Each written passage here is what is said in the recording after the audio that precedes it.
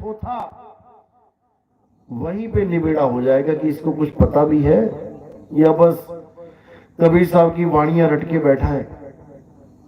अब क्या है सार, क्या है थोथा, इसके ऊपर बड़े बड़े ग्रंथ रच दिए गए हैं, जिसको साहिब ने बड़े ही विवेक के द्वारा वाणियों को बड़ी अच्छी तरह समझाने की कोशिश करी, लेकिन ये मूर्ख जीव समझ नहीं पाया।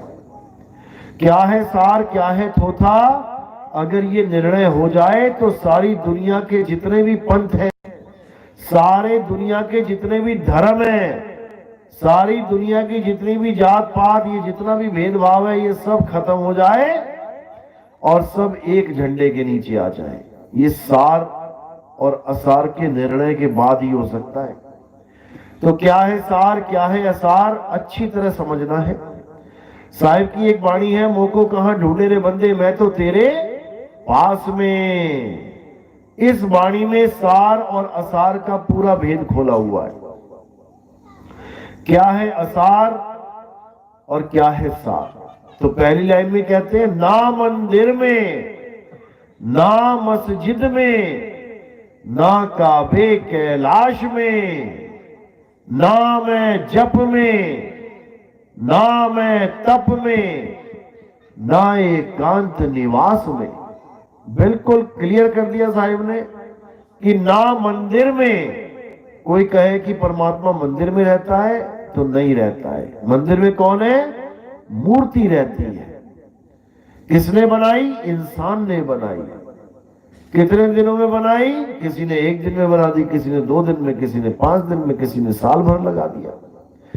डिपेंड ऑन द मटेरियल कि किस प्रकार की मूर्ति बनाई जा रही है। अब ना मंदिर में तो बिल्कुल क्लियर कर दिया कि मंदिर में तो मैं नहीं हूं। तो मंदिर क्या हो गया? सार या असार? असार।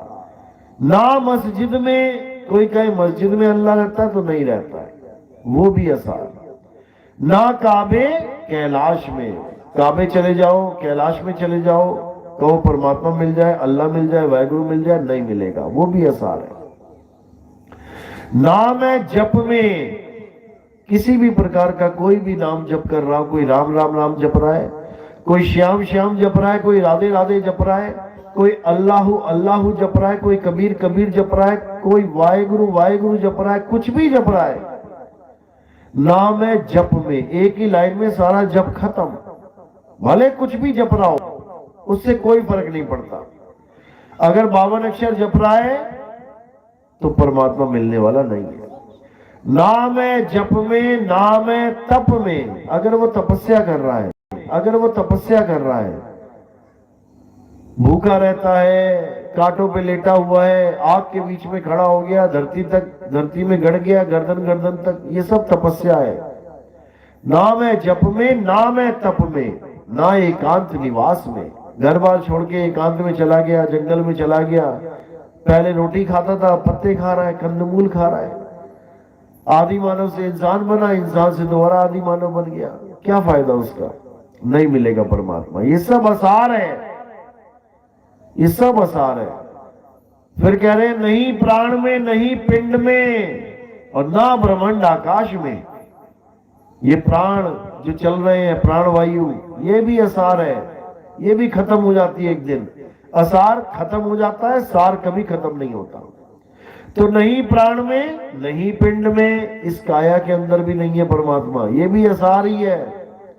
नहीं प्राण में, नहीं पिंड में, ना ब्रह्मांड आकाश में, और खोजी होए तुरंत मिल जाऊं एक पल की तलाश में। अगर खोजी है कोई और ढूंढने वाला है तो मैं 100% मिलूंगा एक ही पल की तलाश में। अब इसका मतलब क्या है कि एक पल में तुम्हारी खोज खत्म हो जाएगी, यानी तुम्हें पता लग गया कि वस्तु कहां है। अब क्या बचा? अब उसको प्राप्त करना बचा, उसमें समय लगता है। कितना समय लगता है? साहिब कह रहे राम नाम रटते रहो जब लग घट में प्राण, और कब हूं दीन दयाल के भनक पड़ेगी कान। कहते तुम्हें पता लग गया, अब तुम सिमरन करना चालू कर दो, यानी उसको याद रखो। याद रखना है, जपना नहीं है। सिमरन का मतलब जपना नहीं होता, सिमरन का मतलब होता है याद करना। सिमरन कहां से वर्ड आया है? स्मरण से। आधा समारण संस्कृत का स्मरण, उसी को पंजाबी में सिमरन कर दिया है। तो सिमरन का मतलब याद करना। कैसे याद करेंगे? जब उसको देखा ही नहीं तो याद कैसे करेंगे? अब किसी ने किसी को देखा है तब तो वो याद कर पाएगा। अब किसी ने किसी को देखा ही नहीं तो याद कैसे करेगा? लेकिन उसकी भी विधि वेदी गुरु बताता है। कैसे याद करना है? आंखों की जरूरत ही नहीं है उसमें।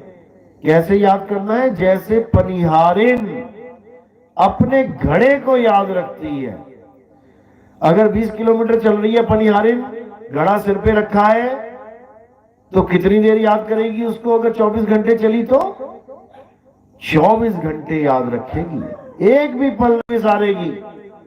जिसको बोला सुमिरन की सुध यूं रहे, जीव गागर पनिहार, और बोले डोले सूरत में कहे कबीर विचार। यानी पनिहारिन अपने घड़े को सिर पे रखती है और अपना पूरा ध्यान घड़े पे रखती है। दिखता नहीं है घड़ा, उसे दिखने वाली चीज नहीं है कुछ भी कि वो घड़े को याद करेगी, घड़े की फोटो देखेगी, बिल्कुल नहीं। वो घड़े को स्थिर रखेगी, गिर ना जाए। स्थिर करना है केवल घड़े को। इसी को साहिब समझा रहे हैं कि सूरत फंसी संसार में, तासे पड़ गई दूर, सूरत बांध स्थिर करो, आठों पहर हुजूर।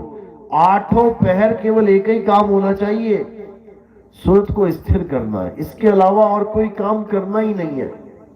इसके अलावा अगर आपने कुछ किया तो अपने लिए ही बंधन पैदा कर दिया, क्योंकि यही वो क्रिया है जिससे आप निर्बंध होंगे। इसके अलावा कुछ भी कर लो, बंधन में ही रहोगे। तो साहिब इसी को समझा रहे हैं कि बंदी को बंधा मिला और छूटे कौन उपाय, कर सेवा निर्बंध की, वो पल में लेत छुड़ाए। वो समझा रहे हैं कि बंधे को बंधा मिला, अगर केवल गुरु धारण किया आपने, जो मां के गर्भ से होके आया है, और अगर आप उसी पे आस लगा लोगे कि यही मुझे पार कर देगा, मैंने तो गुरु धारण कर लिया, और उस गुरु ने आपको दे दिए मंत्र जपने के लिए, तो समझो कि अब आपका काम खराब हो गया।